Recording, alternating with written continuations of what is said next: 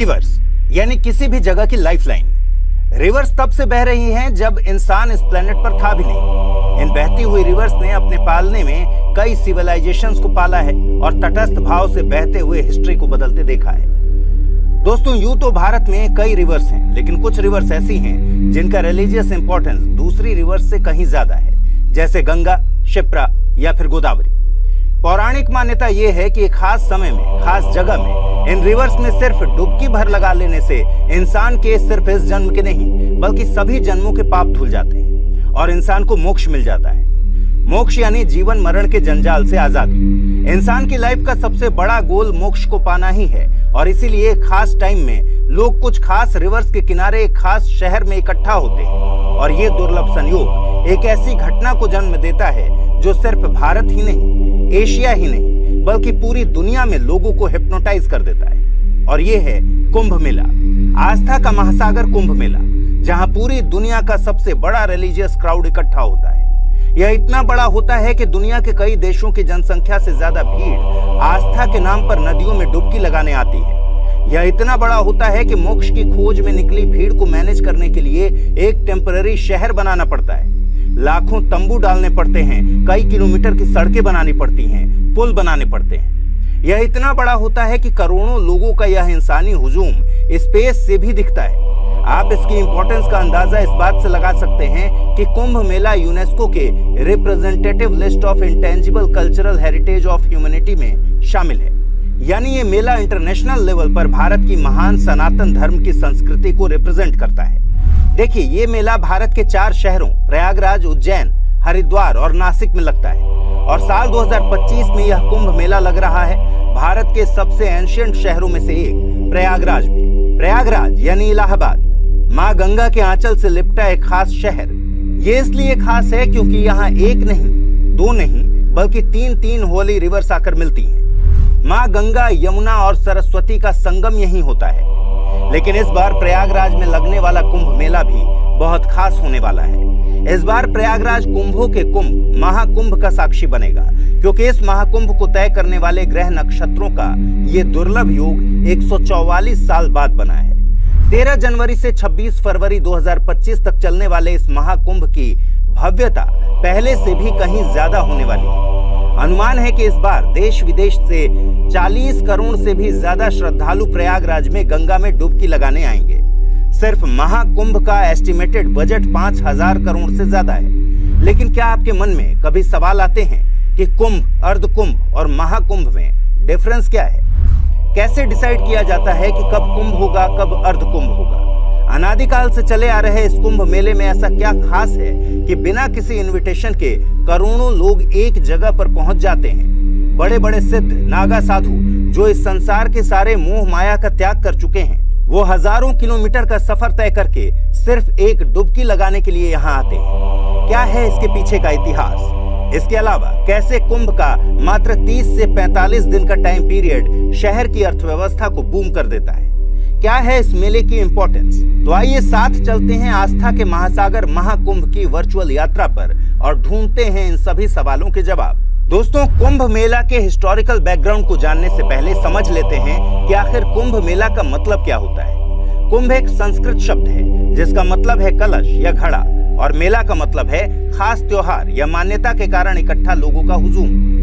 देखिए, इतिहास में कुंभ मेले की शुरुआत कब से हुई या किसने की, इसकी सटीक या प्रामाणिक जानकारी हमें किसी भी एंशिएंट टेक्स्ट में नहीं मिलती। हालांकि इतिहासकार एस.बी. राय के अनुसार 10,000 BC में होली रिवर बाथ के एविडेंस मिले हैं। इसके अलावा 600 BC के बौद्ध स्क्रिप्चर में भी नदी मेलों का पता चलता है। वहीं राय मानते हैं कि मेले का जो प्रेजेंट फॉर्मेट है वो 300 AD के आसपास से बनना शुरू हो गया था। इतना ही नहीं, 600 AD में चाइना से आया ट्रेवलर वेनसांग ने प्रयागराज में सम्राट हर्ष द्वारा आयोजित कुंभ में डुबकी लगाई थी। चलिए अब समझते हैं कि कुंभ के पीछे की कहानी क्या है। हिंदू पौराणिक ग्रंथों के अनुसार ऐसा माना जाता है कि कुंभ की कहानी समुद्र मंथन से जुड़ी है। समुद्र मंथन से पहले महर्षि दुर्वासा के बारे में जानना जरूरी है। मान्यताओं के अनुसार महर्षि दुर्वासा भगवान शिव के पुत्र कहलाते हैं।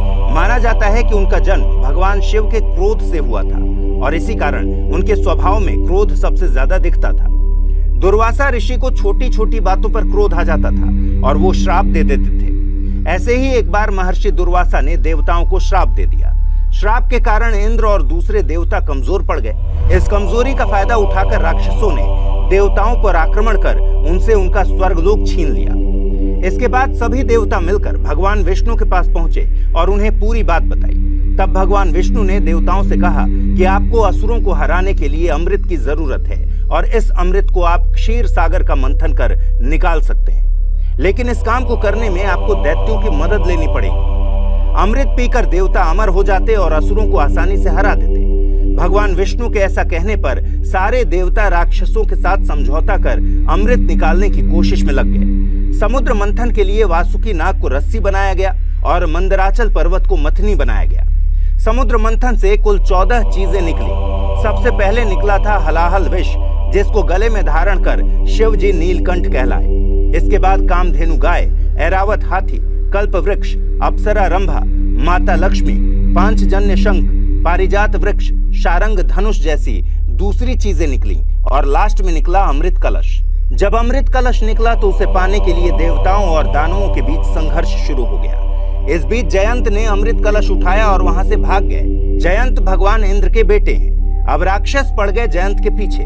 जयंत अमृत कलश को लेकर भागते रहे और इसी जद्दोजहद में अमृत की कुछ बूंदें पृथ्वी पर 4 जगह छलक गई और ये जगहें थीं गंगा किनारे हरिद्वार में हर की पौड़ी, त्रिवेणी संगम के किनारे प्रयागराज, क्षिप्रा नदी के किनारे उज्जैन और गोदावरी नदी के पास नासिक। इसीलिए इन जगहों को पवित्र माना जाता है और यहाँ कुंभ मेला लगता है।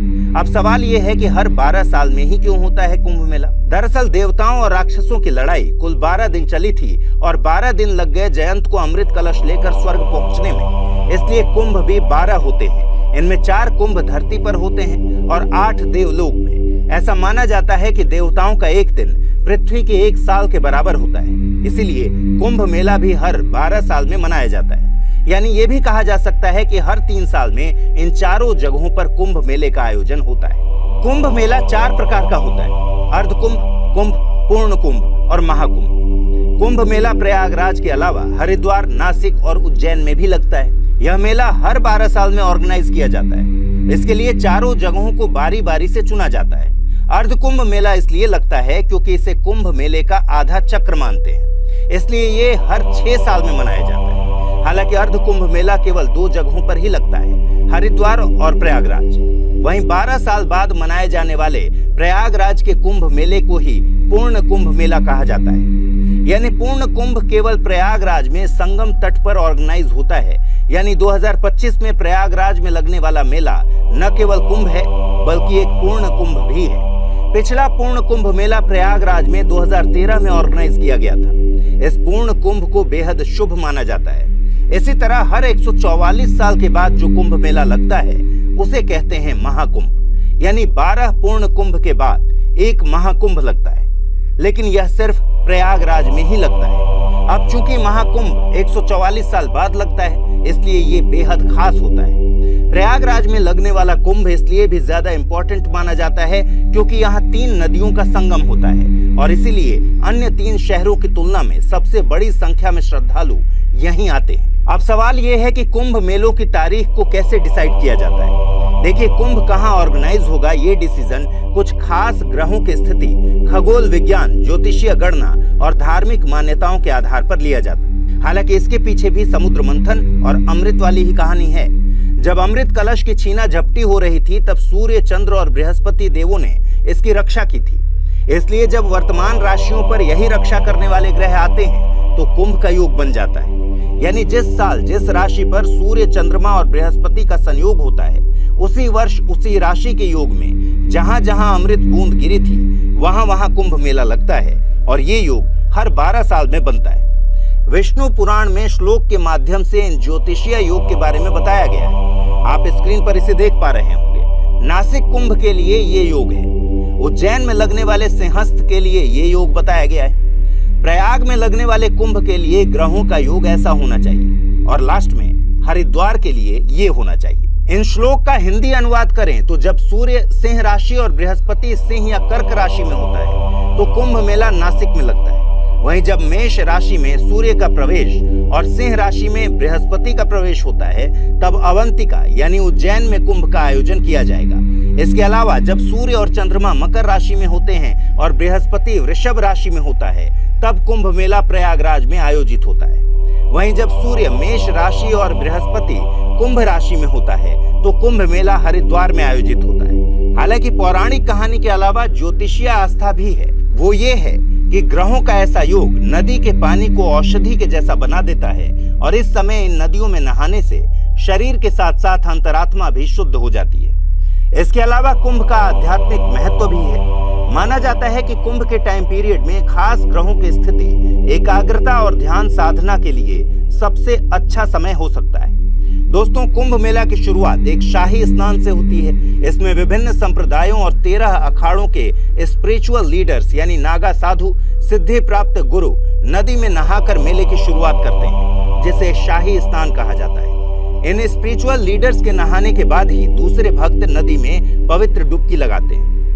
दोस्तों, अब आइए जानते हैं भारतीय संस्कृति में कुंभ मेले का महत्व क्या है। महाकुंभ मेला आस्था, संस्कृति और प्राचीन परंपरा को एक साथ जोड़ने वाली एक अद्भुत घटना है। इसको सिर्फ धर्म के चश्मे से नहीं देखा जाना चाहिए। कुंभ में सिर्फ भारत के ही नहीं बल्कि विदेशों से भी लाखों लोग डुबकी लगाने आते हैं। कुंभ में भेदभाव नहीं होता, चाहे कोई भी व्यक्ति हो, किसी भी जाति का हो, धर्म का हो या किसी भी वर्ग से हो। इस मेले में एक ही मकसद से आता है और वो है मोक्ष। कुंभ भारत की संस्कृति, भारत के धर्म निरपेक्ष कॉन्सेप्ट को एक्सप्लेन करता है। ये बताता है कि कैसे यहाँ आने वाला हर व्यक्ति सिर्फ एक श्रद्धालु है और कुछ नहीं। हालांकि कुंभ मेला नदी में सिर्फ डुबकी लगाने तक सीमित नहीं है। यहाँ धार्मिक चर्चाएं होती हैं, साथ में लोग भक्ति करते हैं, साथ में खाना खाते हैं। यहाँ आस्था और ज्ञान का आदान प्रदान भी होता है। यहाँ साधु और सन्यासी दुनिया को अपनी अपनी परंपराएं दिखाते हैं। कुंभ सही मायनों में दिखाता है कि भारत प्राउडली मल्टी रिलीजियस और मल्टी कल्चरल देश है। यही बात इसे इंटरनेशनल लेवल पर खास बनाती है। इसी वजह से कुंभ मेले को इंडिया का कल्चरल एम्बेसडर भी कहा जाता है और यह भारत की कल्चरल डिप्लोमेसी का भी एक हिस्सा बन गया है। कुंभ